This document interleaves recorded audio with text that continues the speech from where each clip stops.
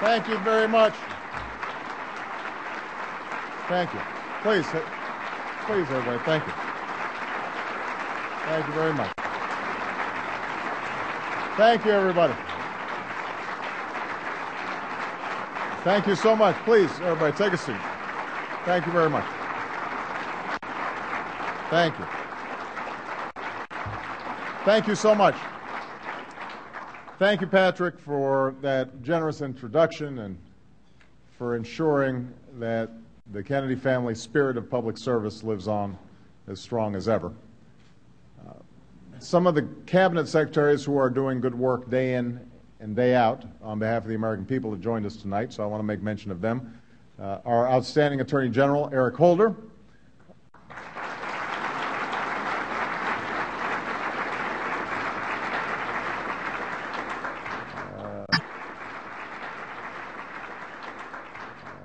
Our Secretary of Labor, Hilda Solis, who's doing wonderful work.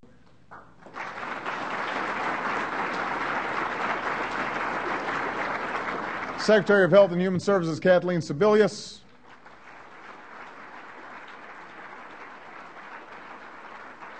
And Secretary of Homeland Security, Janet Napolitano.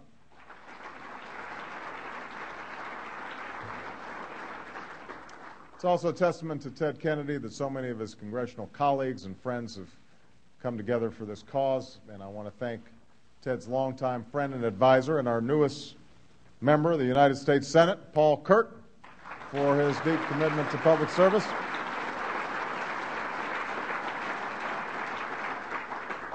Paul, I hope you remember to add your name to the drawer of the desk to which two Kennedys from Massachusetts carved theirs before you.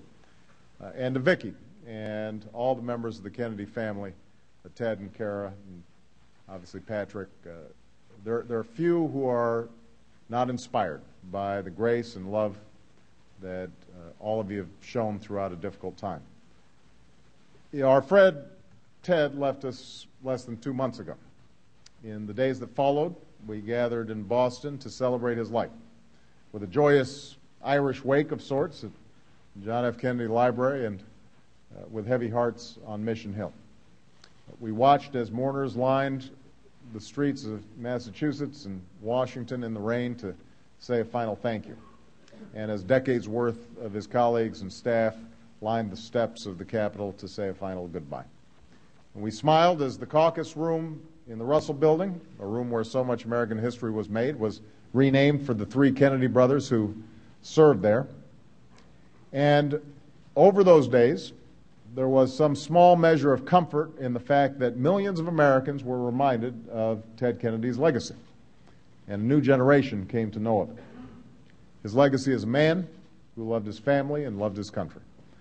His legacy as a senator who crafted hundreds of pieces of legislation and helped pass thousands more, all with an incalculable impact on the lives of ordinary Americans. His legacy as a mentor who not only taught so many young senators, including myself, but inspired so many young people and young staffers, some who entered public service because of Teddy, others who, because of him, just plain refused to leave. You know. Tonight, thanks to the efforts of each and every one of you, we're here to consider another legacy, one not yet written, of a man who loved the history and vibrancy of a uniquely American institution and was absolutely determined to keep it alive in our time. There is no greater tribute we could offer him than to make the Edward M. Kennedy Institute for the United States Senate a reality. When Teddy first arrived in the United States Senate, he immersed himself in the issues of the day and the concerns of folks back home, but he also threw himself into the history of the chamber. He studied its philosophical underpinnings. He studied its giants and their careers, the times that influenced its members and how its members influenced the times. He became fluent in procedure and protocol, no matter how obscure, until he could master the Senate as easily as he mastered the oceans. No one made the Senate come alive like he did. He loved its history and its place in our American story. Rarely was he more animated than when he lead you through the living museums that were his office and his hideaway office in the Capitol. They held memories that stood still, even as he refused to. And he could and he would tell you everything there was to know about each artifact, each object that you were seeing. Any of us who've had the privilege to serve in that institution know that it's impossible not to share Teddy's feeling for the history that swirls around us. It's a place where you instinctively pull yourself a little straighter and commit yourself to acting a little nobler. I still remember the first time I pulled open the drawer of my desk and saw the names like Taft and Baker, Simon and Wellstone and Robert F. Kennedy. I thought of the great battles they'd waged and how they still echoed through the Senate chambers. And one can't enter the chamber without thinking of the momentous debates that have occurred within its walls. Questions of war and peace, of the tangled bargain between North and South, federal and state, of the origins of slavery and prejudice, of the unfinished battles for civil rights and equality and opportunity. It was where Americans of great eloquence deliberated and discussed the great issues of the age, where Webster and Clay and Calhoun fought and forged compromise, where LBJ stalked the aisles, imposing his will and collecting votes, and where Ted Kennedy raged at injustice like a force of nature, even after a staffer would hand him a note saying, "Sir, you're shouting."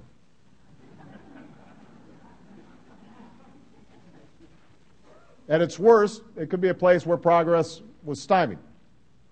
There was a time, of course, when there were no desks for women or African Americans or Latino Americans or Asian Americans. There was a time when a senator might have referred to another as a, I like this, noisome, squat, and nameless animal, just to name one instance of the occasional lack of decorum. And we should all view it as a positive sign that there hasn't been a caning on the Senate floor in more than 150 years. That's good. But at its best, it was what Ted Kennedy loved, a place of community and camaraderie where senators inspired their colleagues to seek out those better angels and work collectively to perfect our union, bit by bit. And in my time in the Senate, I never met a colleague, not even one with whom I most deeply disagreed, who didn't have a deep sincerity in his or her beliefs, an abiding love for this country, and a genuine desire to leave it stronger and better. Still, I know that many of us from both parties shared Ted's sentiment that something vital about the Senate has been lost. Where it once was a more personal and more collegial place, it's become more polarized and more confrontational. And gone sometimes is that deeper understanding of one another, that ideas that there are great battles to be won and great battles to be waged, but not against the person on the other side of the aisle, rather to be waged on behalf of the country. What Ted wanted to save above anything else is that sense of community and collegiality and mutual responsibility to our constituents, to the institution, and to one another.